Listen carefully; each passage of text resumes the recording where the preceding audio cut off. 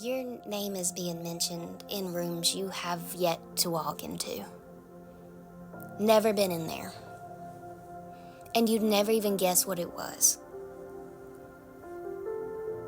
There's something so sweet about the oil that's come out of you. And it's so thick and it's so expensive. And every time you've been given the opportunity to sell out, you never have. You never have. And the Lord has called you back to himself time and time again. It always felt like a false start, like David. But you never minded to go back.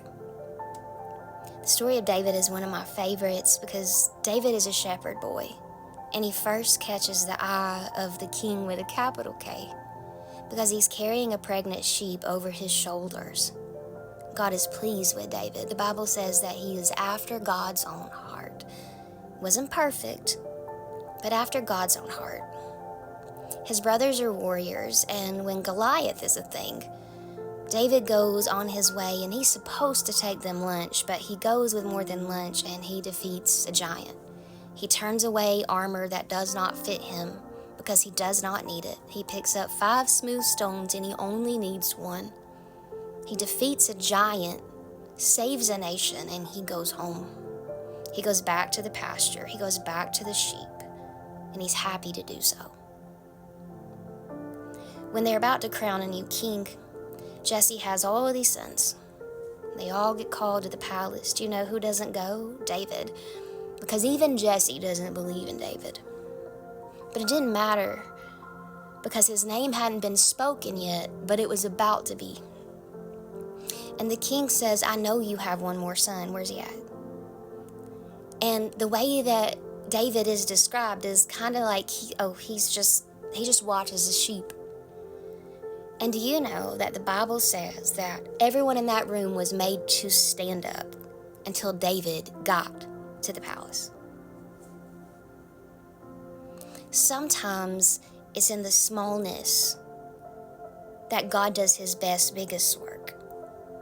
And you don't need a big name. You don't need a big ministry. You don't need what you think you need to accomplish that which God set you out to do. Because it's big in itself. It's big in itself. And God is going to make everybody stand until you show, because you're the head and you're not the tail. You're above and not beneath. And the last shall be first, and the first shall be last. There's never been a better time than now for what God put inside of you. And I know you probably feel like it's over, or like the world is too bad to make a difference. But you have only scratched the surface of that which God put you out to do. Only the surface.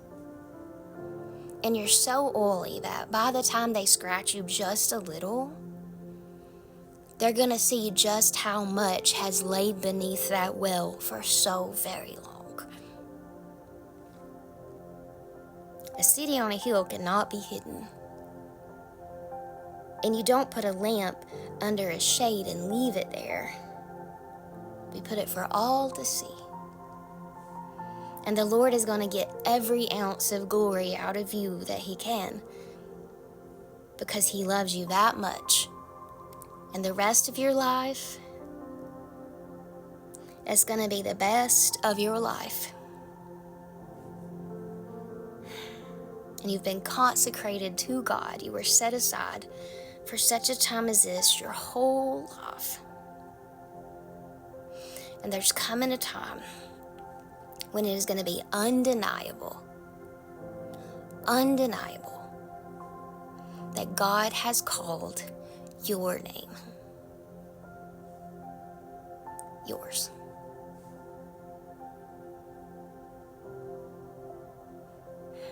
And the best part is that you're going to take every crown and you're going to put them right back at his feet where they always belong. I don't know you, but I'm proud to know you.